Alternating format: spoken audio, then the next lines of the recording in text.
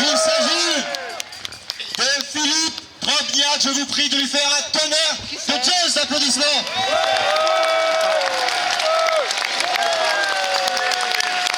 C'est bon, ça va. Bonjour à tous.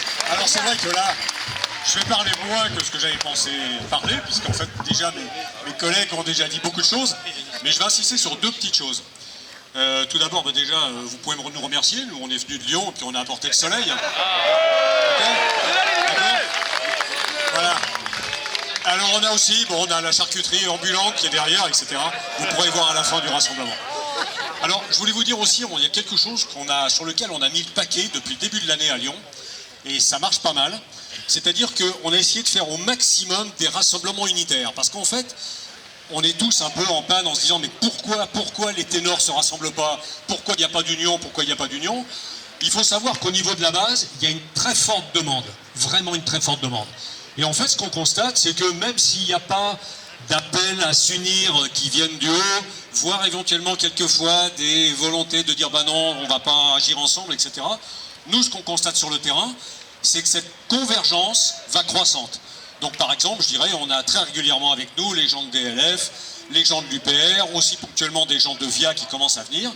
Donc c'est une réalité sur le terrain. Donc on la vit à Lyon. Alors Lyon, on est quand même fiers aussi d'avoir été un peu, je dirais, la capitale de la résistance. Donc on est obligé d'assurer, quoi, quelque part, un petit peu. Hein. Voilà. Donc, je ne vais pas revenir sur tout ce qu'on dit sur mes collègues de Paris et de Nantes, parce que ce serait une redite, ça ne servira à rien. Voilà, en revenant de Nantes, tout à fait. Alors, en revanche, j'ai pris un truc dans l'actualité qui est pour moi quand même assez révélateur, et là-dessus je voudrais insister. Alors, je vais vous parler de l'UE. Ah, voilà. Alors en plus, l'UE, l'Union Européenne, moi par rapport à ça, j'ai pas de complexe. Je suis un fils d'immigré, donc j'ai aucun complexe par rapport à ça.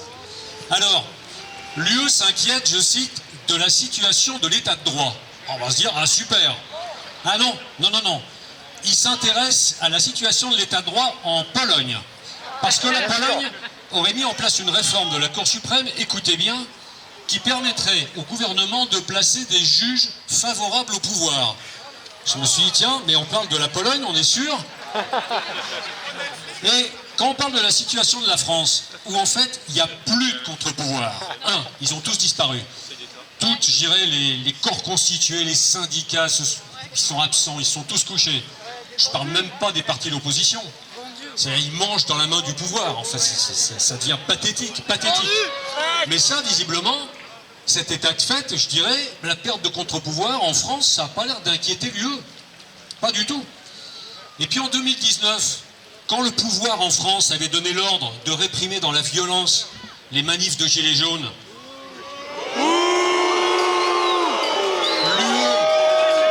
l'UE, qui est une grande donneuse de leçons, on ne l'a pas entendu, mais c'est normal. L'UE, je vous rappelle, ce sont des employés de l'oligarchie, et les gilets jaunes, c'est des gens qui dérangeaient l'oligarchie, vous pensez? Ça venait de la base, il fallait cogner.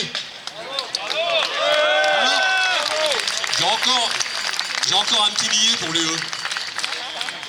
L'UE s'inquiète des graves atteintes à la liberté de la presse. Ah, je me suis dit, super, ah, génial, on va enfin parler de la France. Ah c'est pas de bol, que nenni. C'est pas la presse en France dont on parle, c'est la presse en Hongrie qui inquiète l'UE. Alors là, je me suis dit, bon, je suis rassuré, j'ai eu peur qu'il parle de la France.